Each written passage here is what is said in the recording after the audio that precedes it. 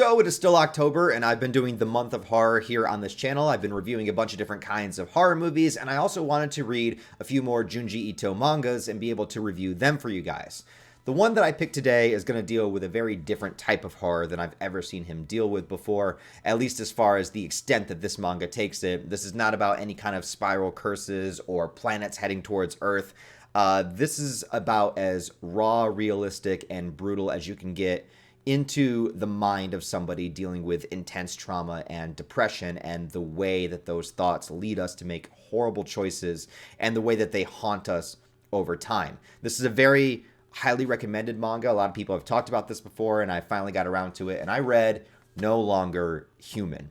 Now, I do want to say a few things before I get into this. First of all, this review is probably going to have a lot of spoilers in it because this is just the kind of story where you really have to talk about individual moments. It's kind of hard to just summarize and not really get into any of the meat of it when you want to try to talk about it. So if you've never read it before, I'll try to keep the spoilers maybe light, but I'm definitely going to be getting into it. So I need to talk about a few things.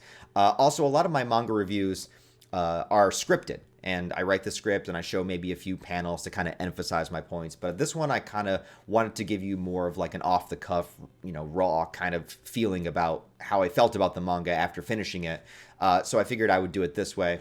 Another thing I want to point out is that before I went to read this manga, I was not aware that this is actually an adaptation. So this is based on a book that is written by Osamu Dazai. I have no idea how to pronounce his name.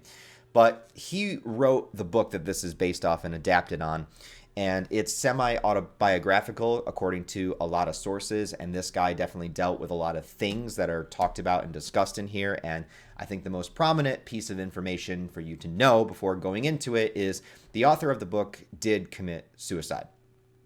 And he committed it shortly after the book was written. That suicide itself is actually depicted in this manga in the opening scene. So that is a little bit of a glimpse of what you're going to be dealing with within this book. Now, I would also say that other than Goodnight Poon Poon, this is probably the most accurate portrayal in a manga that I've ever seen of somebody dealing with just like horribly self-destructive thoughts and ideals, and just the imagery and the like nightmarish quality. The horror in this book really comes from being inside the mind of this main character and the things that he goes through and the things that haunt him over time. So that's what this is. This is a horror novel. Make no mistake, this is horror, but it is psychological horror by far. So the story basically tells the life story of, and the author, like, I don't know how much of it is fictionalized and how much of it is 100% truth. And there's also something really interesting Junji Ito does at the end of this book that I'll talk about here in a moment, that kind of pulls it all together in a really strange way, and might have just been Ito's version of telling the story. But anyways, you're dealing with somebody that grew up a long time ago, very, very long, like in the 20s, 30s, 40s in Japan, right? And he did have a horrendous childhood, a very dictator-like father. He was molested as a child. And from a very, very young age, he didn't really understand kind of the social norms of society. And I think that the beginnings of this, I think that a lot of people could probably relate to, that we don't really understand our social conditioning of like why people behave in particular ways and what it means to, be a member of society and how you have to fit in and where do you fit in with everything. So in the very, very early stages of this guy's life as a child, he begins just kind of acting. He doesn't understand why people do the things they do, even the way they sit and eat at the dinner table. Like, he doesn't understand it, but he just goes through the motions, just kind of pretending. And what this leads him to do is kind of become like the class clown. Like, he kind of becomes a jokester, a guy that makes people laugh, a guy that humiliates himself in order to bring joy to other people. And this is like the grounding foundation of who this guy is, because if you think about it, you're dealing with a concept of no longer human, but really it's kind of like feeling less than human. You feel like everybody else is here somewhere and they understand it and they get it, but you don't, and you're pretending. And the only way that you can have some kind of value with other people is to just make a clown out of yourself, right? So he does all of these things at school to make people laugh, but really it's making him it's like he's bringing himself down in order to lift everybody else up, right? But he doesn't really understand why he's doing it, but he knows that it's fake. And one of the first precursors of this pattern that would begin to grow and just kind of this is like a seed that is planted that just grows into this unstoppable tree of decay as time goes on, is that he has one kid that kind of sees through his act and knows that he's like faking everything that he's doing. And he sort of becomes friends with this kid, sort of, as much as he can. But there's this one instance where he makes a lie and he says that a girl likes him, like his friend, the weird friend that calls him out. He says, yeah, this girl really likes you. She wants to go out with you, whatever. And that kid tries to ask out that girl, gets horribly rejected, gets made fun of, and ends up killing himself. So the main character believes that he is semi-responsible for that, and he begins seeing like haunting images of this child for basically the rest of his life. But the weird, like crazy part of it is this is only the first time something like this happens throughout his life. And it's a pattern that persists, that through his lies and through his performance, pretending to be a human being, pretending to act like a regular person, he causes so much destruction to the people around him. But it also pales in comparison to the self-destruction that he begins to have within himself. Now, another thing I want to talk about for this character, and I'm going to be kind of going all over the place, but that's the beginning. That's like the opening. Oh, he also gets his cousin pregnant, but we've all been there. No, I'm just kidding. But that's like the beginning portion. So all of these things kind of happen, and as he grows up, now in this part, I don't know if this was Junji Ito doing this or this was actually the author, but he actually becomes like a really good artist, and he's drawing really like fucked up things, like really kind of messed up representations of the world. But he's a really good artist, and as he grows up and becomes a man, he does become very self-destructive, and he does have all this past trauma. But the thing that really got to me, at least the way that I saw it, was that a lot of people liked him. Like, people liked his artwork, and girls liked him, and he did have a friend, and he never really saw it that way. He never really saw any of his blessings because of just how he felt about himself. And this is something that like hit me really hard when I read it, because not to this scale, but I relate to this in some ways, because I do deal with depression and stuff like that. I know a lot of people do. And oftentimes you just don't feel like you're worthy of something, and so you come up with all of these barriers to block you from feeling it or being with it or sensing or feeling some type of joy, or feeling that you even deserve to feel some type of joy. Like, I shouldn't be happy because all of these things, are wrong, or because of these things that have happened. And he goes through these depressive spirals, and he does try to commit suicide a few times. There's a horrible one where he meets a girl and they both decide they're going to commit suicide together. And they go to take these pills, and in the last moment, she takes them, and then he doesn't. And then, she dies, and she falls into the ocean and shit. And it's just like, then he's haunted with this. And the thing that really got to me was when he becomes older, he becomes an adult, and he meets this girl. And there is a question I want to have to people that have read this before. But, okay, so he meets this girl who's like just the perfect, like the most perfect person you would ever want as a wife. Like, she is just so sweet and kind and genuine, and she loves him, and she believes, even, I'm not saying like it's a good thing to believe somebody's lies, but she's so like innocent and pure that she takes his word like as his word. He's lying, it's like he's in the wrong, but she believes him no matter what. And it's just like, she's just so sweet, and she does like so many things for him. She tries to help him with his artwork, and she supports him. And she's just this awesome person. But then there's this thing that happens where, again, it's like a success barrier, and he doesn't believe that he deserves this. And so he comes up with all these ideas, and he starts thinking that, maybe she's not so pure, and maybe she is, sleeping with this other guy. And here's the thing in the manga that I want someone to clear up for me. I don't know how it's depicted in the novel, So there's this moment where he goes out with a friend of his and they get extremely drunk. He's like drunk out of his mind. And they go back to his house and he looks in the window and he sees his wife banging some other dude. But I don't know if this actually happened or if this is something that he kind of fabricated within his drunken stupor or that he wanted to have happen. And the reason I say that is because before that happens, he keeps pressuring her to admit that she slept with this guy. Like, it's like as if he wants, it's like he needs this darkness. He needs this depression. He is not able to handle basically having the perfect woman. So he's like, you have to admit that you fucked him. I know that you fucked him. You fucked him, didn't you? And she's like, no, I didn't. I didn't do it. And they keep going. And eventually she just thinks that that's what he wants. Right. So she admits it. She's like, yeah, I did.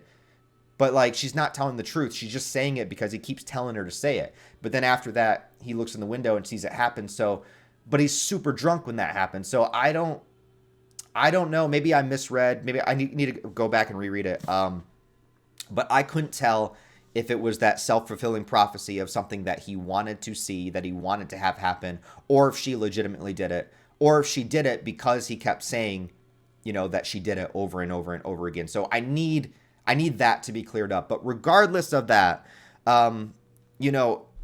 all of these things that he does is just because he has this built-in trauma. He always sees the corpses of everybody that he led astray. The young kid that killed himself, the girl that drowned, his cousin that he got pregnant. He sees the baby, and the baby looks like the kid that he killed. And it's just like all of this just builds and builds and builds, and he just becomes so dependent on anything he can get to make him feel good, which goes into the other aspect of horror of this book, where he delves into drugs and alcohol and opium. And the drug addiction portion of this manga is terrifying. I don't know if you guys know anybody in your lives that have gotten addicted to drugs and just lost their soul. And that's what happens. You watch people do this, and at first it's like fun and party and yeah, let's try a drug. And then they just become unrecognizable to who they were before. To get his fix, to get his injection, he completely fucks over his wife, and he just doesn't care. He cheats on her. He gets this drug over and over. He needs the drug. He's banging on the doctor's door. It's like, I need more. Anything he can get to just feel some semblance, just that tiny little bit of pleasure feeling, whatever it is, because everything else is empty. Everything else he does is empty. But again, it's just like, he has good things in it. There are good things there. He didn't need to become this. And I think that's the most depressing part about it. But he couldn't change the way that his mind thought. He couldn't change the patterns that led him down the destructive path. And it's like, there's so many opportunities, at least I saw, maybe I'm reading this incorrectly, but there's so many opportunities I saw in the book with his art and with his charisma and with the people that did like him and the people at the bar that were his friends and, girls that did love him. It's just like he had so much opportunity to not have this happen, but those thoughts are just so destructive. And then when you combine that with alcohol and with drugs and all of those kind of things, it just leads you into just complete despair. And that's what this really, really is. Now, let me talk about the finale of the manga a little bit as well. So eventually, after couple attempts to try to kill himself, he goes into this rehab facility, and this is the part that I also need some clarification on. So he meets a character in the facility that looks just like him and is the author of the novel. Okay, so the character in the book is named something different than the author. So the guy that wrote the book fictionalized it in a way where the character in the book is not his name, it's a different character's name. So in this manga, towards the end, in the final act, he's in this facility and he meets the author of the book, and they talk, and he tells him a story, and the author says that he's going to write the story, but also they look identical, right? And at the end of the book, the author is much older, and he goes back to visit the main character, and the main character is just this husk of who he was before, just this person that's just he can barely move, right? He's just this husk. And after that, the author gets like super distraught and then goes and then heads off to his suicide. That was the opening of the book. Now, I don't know if in the book there are two characters. You know, one is the character in the book and one is the author. Or if in the actual novel, it's just the same person the whole way through.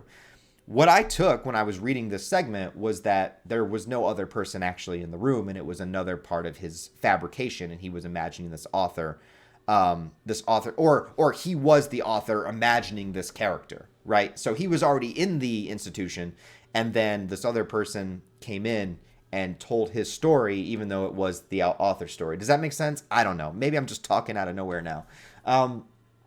But regardless, from what I've seen, and I haven't tried to read too much because I wanted to give you guys my just first thoughts, but from what I've seen, the book itself is supposed to be pretty much autobiographical. Not 100%, like it's a fictional story, but it is him, you know? And he's writing how he thinks and things that he experienced, and maybe not everything was true, but the author himself did actually legitimately, kill himself eventually. So there's no positive resolution to any of it.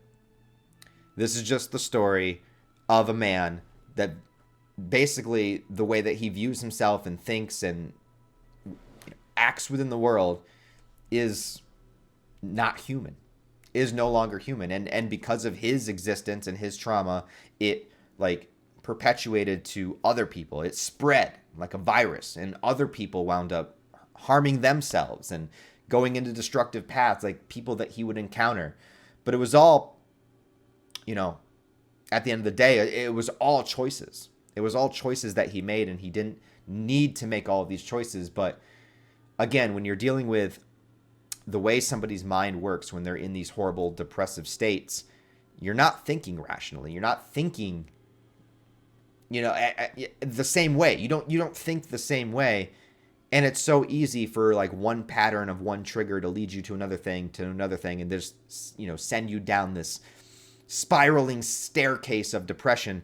And that's why, it's really important to try to retrain your mind and retrain your way of thinking, like to attach to more positive things, to attach to more hope, to disassociate yourself from like these destructive substances like drugs and alcohol and like meaningless sex and all of these things. I mean, every once in a while maybe, but no, what I'm saying is like, I just feel like this didn't need to happen. And that's the most horrific part of the whole story. Is if he had somebody there, he did have people there, but if he had some kind of like positive role model or mentor, or like if his father wasn't such a dick, you know what I mean? Like if there was just something for him to attach to, but there wasn't, and everything was empty, and he just became this cyclone of destruction. So, it's a great manga. Read it. Anyways, if you guys have read No Longer Human, what do you guys think about it? Again, I didn't know it was a novel, so I went into it just because it was a very highly recommended Junji Ito story, but it's a Junji Ito adaptation. But I really, really enjoyed it. For anybody that's read the Junji Ito or the novel, I think there's a different manga version of it too out there. If you've read any of them, what do you guys think about it? Leave your thoughts, theories, comments, opinions down below. Other than that, guys, if you liked this review, please give it a thumbs up and a comment to help it out in the algorithm. I'd really, really appreciate it if you did so. And if you want to support the channel on a deeper level, I do have Patreon, channel memberships, merch store, and all the social media links where you can follow me down below. Other than that, guys, I hope you have a wonderful rest of your day, and I'll talk to you next time.